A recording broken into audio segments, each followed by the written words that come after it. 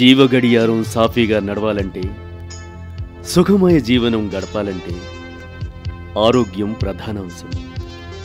అలాంటి ఆరోగ్యాన్ని కాపాడుకుంటూ 6 పదుల వయసు దాటి ఆనందమయ జీవితాన్ని గడుపుతూ ఉన్నత భావాలతో వెలుగొందుతున్న సీనియర్ సిటిజన్స్ను పలకరించబోతోంది TV7 స్వీట్ 60+.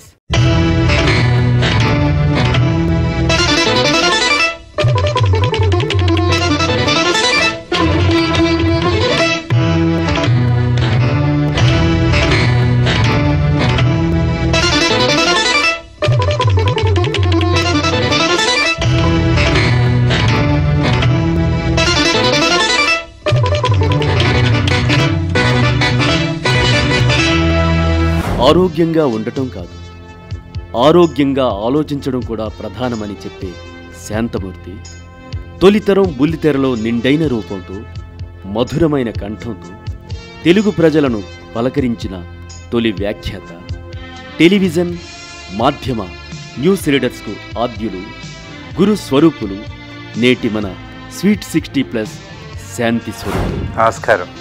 37 ఏళ్ల క్రితం ఈ నమస్కారంతో మీతో నా పరిచయం ప్రారంభమైంది. హైదరాబాద్ దూరదర్శన్ కేంద్రం 1977 అక్టోబర్ 23న తన ప్రసారాలను ప్రారంభించినప్పుడు మొట్టమొదటగా ప్రసారాల గురించి తెలిపేటువంటి అవకాశం నాకు లభించింది. ఆనాటి ప్రసారాలని అప్పటి రాష్ట్రపతి గౌరవనీయులు డాక్టర్ నీలం సంజీవ్ రెడ్డి గారు హైదరాబాద్లోని రవీంద్ర భారతి నుంచి లాంఛనంగా ప్రారంభించారు. నాకు అప్పట్లో సోమాజిగూడలో ఉన్న స్టూడియోలో వారం రోజుల పాటు మేము ప్రసారం చేయబోయే కార్యక్రమాల వివరాలను గురించి తెలిసేటువంటి బాధ్యతను అప్పగించారు. ఈ వివరాలన్నీ కూడా అప్పట్లో టెలిప్రాంప్టర్ ఉండేది కాదు. ఏ రోజు ఏ కార్యక్రమం ఎప్పుడు ప్రసారం అవుతుందనే వివరాలన్నీ కూడా చిన్నపిల్లలు ఎక్కాలు కంఠస్థం చేసినట్టు కంఠస్థం చేసి వారం రోజుల వివరాలు ప్రేక్షకులకి తెలియజేశాం. 1983 నవంబర్ 14న తెలుగులో మొట్టమొదటగా దూరదర్శన్లో వార్తలు చదవటం అనేది ప్రారంభమైంది. నాకు నిజానికి ఉద్యోగం ఇచ్చింది తెలుగులో వార్తలు చదవమని. ఈ వార్తలు చదివేటువంటి సాంకేతిక పరిజ్ఞానం ఏర్పాటు చేయటానికి కొంత సమయం పట్టడం వల్ల 77లో ప్రసారాలు ప్రారంభమైనా కూడా 83 దాకా కూడా మేము ఎదురు చూడవలసి వచ్చింది. 1983 నవంబర్ 14న సాయంత్రం 7 గంటలకి మొట్టమొదటిసారిగా తెలుగు టీవీలో వార్తలు ప్రసారం చేయడం జరిగింది. ఆ వార్తలు మొట్టమొదటిసారి చదివేటువంటి అదృష్టమనండి, భాగ్యమనండి, అన్నిటికీ మించి బాధ్యతనండి నాకు లభించింది. ఆ బాధ్యత అప్పటి నుంచి నేను 2011లో పదవీ విరమణ చేసేదాకా కూడా కొనసాగుతూ వచ్చింది. దూరదర్శన్ ద్వారా తనదైన శైలితో తెలుగు ప్రజలకు సుపరిచితులైన శాంతి స్వరూప్ గారి జన్మస్థలం, కుటుంబ నేపథ్యం ఆయన మాటల్లోనే. నేను హైదరాబాద్లోనే పుట్టాను. జనవరి 12, 1951 నా ప్రాథమిక విద్య, కాలేజీ విద్య, యూనివర్సిటీ విద్య అంతా కూడా హైదరాబాద్లోనే జరిగింది. మా నాన్నగారు ఆయన ఇంజనీర్గా ఉండేవారు. కానీ నాకు ఆయనతో ఎక్కువ రోజులు గడిపేటువంటి సౌభాగ్యం కలగలేదు. ఆయన 1940లోనే అమెరికా వెళ్ళి రోడ్ టెక్నాలజీ మీద MS చేసి వెనక్కి వచ్చి హైదరాబాద్ చికడపల్లిలో మా ఇల్లు కట్టాము. ఆ ఇల్లు కడుతూ పైన రూఫ్ వేస్తూ కింద పడిపోయి ఆయన స్వర్గస్థులయ్యారు. అది 1958లో జరిగింది. నన్ను చిన్నప్పటి నుంచి నాకంటే 11 ఏళ్ళు పెద్ద అయిన మా అన్నయ్య ఉండేవారు. మా అమ్మ, మా తమ్ముడు, ఓ చెల్లాయి. ఇది మా కుటుంబ కలయిక. 1970వ దశకంలో మా అన్నయ్య గారు తన 35వ ఏటే చాలా చిన్న వయసులోనే ఈ గుండెపోటు వచ్చి తను స్వర్గస్థులైపోయారు. ఆ రోజు నుంచి నా కుటుంబ బాధ్యతల్ని తీసుకోవాల్సి వచ్చింది. అప్పటికి నేను నా గ్రాడ్యుయేషన్ పూర్తి చేశాను. చిన్నప్పటి నుంచి కూడా అంటే స్కూల్లో చదువుకుంటున్న రోజులప్పటి నుంచి నాకు సాహిత్యం పట్ల, కళల పట్ల ఆసక్తి, ప్రవేశం, కొంత సామర్థ్యం, కొంత నిపుణత ఉండేది. స్కూల్లోనే నాకు నేనుగా నాటకాలు రాసి ప్రదర్శించేవాడిని. మీ అందరికీ తెలుసు, మన పాఠశాలల్లో వార్షికోత్సవాలు చేస్తుంటాం ప్రతి ఏడాది కూడా. ఆ వార్షికోత్సవానికల్లా నేను రాసిన నాటకాన్ని మేమే ప్రదర్శించేవాళ్ళం. అది స్కూల్ స్థాయిలోనే జరిగింది. కాలేజీ స్థాయికి వచ్చేటప్పటికి మా మిత్రులందరం కలిసి మేము ప్రయోగాత్మకంగా రాసిన నాటకాలని రవీంద్ర భారతిలో చాలాసార్లు ప్రదర్శించాం. అవే అప్పట్లోనే ప్రజల ఆదరణ పొందింది. ఈ నాటకాలకి ఎన్నుకున్నటువంటి కథ కానీ, ప్రదర్శించిన తీరు కానీ మామూలు నాటకాలుగా ఉండేవి కావు. ఈ పేర్లన్నీ కూడా కొత్తగా, అంటే అప్పటికి ఇప్పటికీ నాకు కొత్త అనిపిస్తాయి. మీ ప్రేక్షక మిత్రులు మీరు విని పాత అనిపించవచ్చు.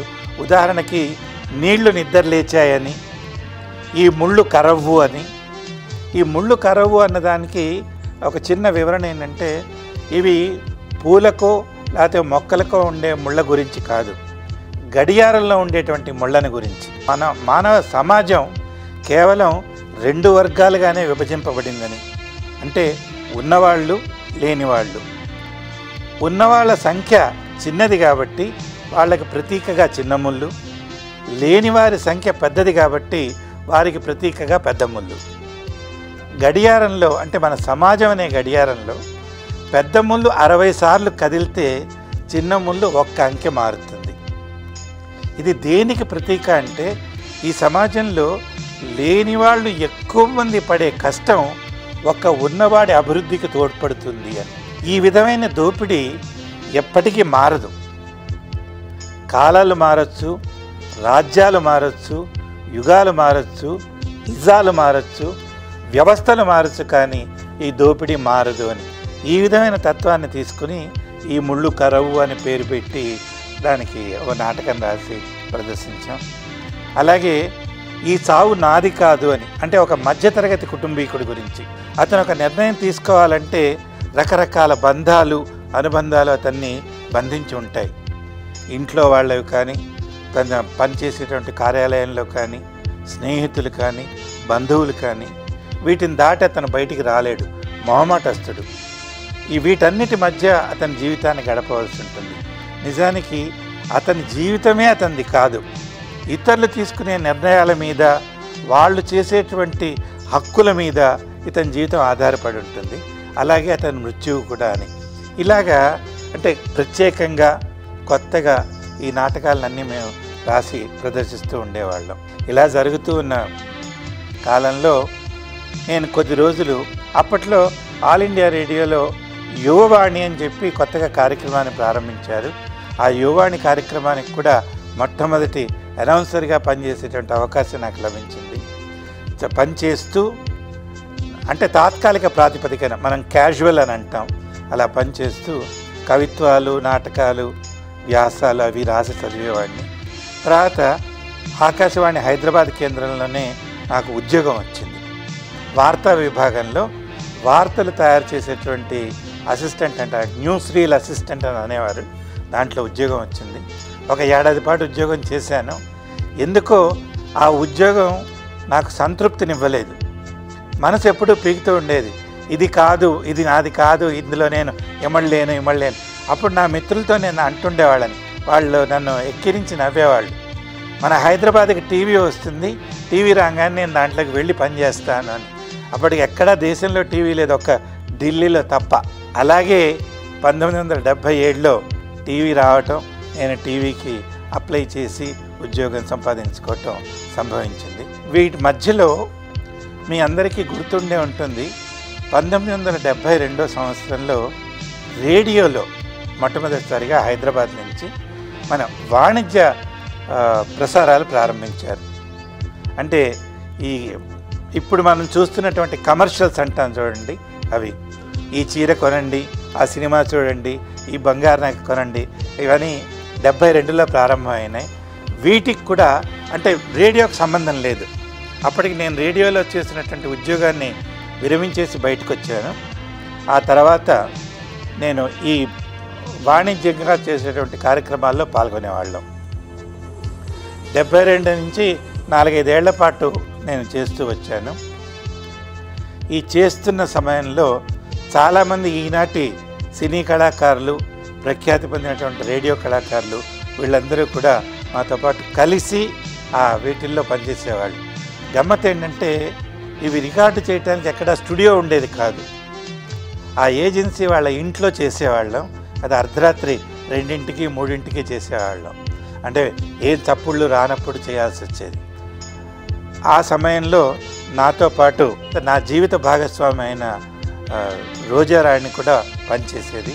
అప్పటికి నాకు తనకి ఉన్నది కేవలం పరిచయం మాత్రమే. తను కూడా వాళ్ళ నాన్నగారితో పాటు వచ్చి చేసేది, ఇతర కళాకారులతో పాటు. రాత్రి 2ంటికి రికార్డింగ్ అవగానే వెళ్ళిపోయేవాళ్ళం. అది విధి వైచిత్రం ఏంటంటే దూరదర్శన్ ప్రారంభమైన తర్వాత తనకి కూడా హైదరాబాద్ దూరదర్శన్లో అనౌన్సర్గా ఉద్యోగం వచ్చింది. ఉద్యోగంలో చేరింది. నేనేమో వార్తలు చదివేవాడిగా చేరాను. ఆ తర్వాత మా ఇద్దరి పరిచయం పెరిగి 1980 ఆగస్టు 21వ తేదీన మాకు వివాహ బంధం ఏర్పడింది. నా శ్రీమతిగా తను అక్కడి నుంచి స్థిరపడి నా జీవితంలో కష్టసుఖాలన్నీ పాలు పంచుకుంది. కాకపోతే కొద్ది రోజుల క్రితమే తను స్వర్గస్థురాలైంది. తను నాకంటే ముందు బహుశా పైన మరి ఇంకో దూరదర్శన్ స్టూడియో ఎలాంటిది ఏమైనా పెట్టారేమో, ముందు తొందరపడి వెళ్ళిపోయిందని అనిపించింది. మాకు 2 అబ్బాయిలు, ఇద్దరు కూడా IIT చదువుకున్నారు. ప్రస్తుతం ఇక్కడ లేరు. ఇద్దరు అమెరికాలో ఉన్నారు. పెద్దవాడు ఉద్యోగం చేస్తున్నాడు, చిన్నవాడేమో PhD చేస్తున్నారు. పెద్దవాడి వివాహం ఈ మధ్యనే జరిగింది. ఆ అమ్మాయి, మా కోడలు కూడా అమ్మాయి IIT చదువుకుంది.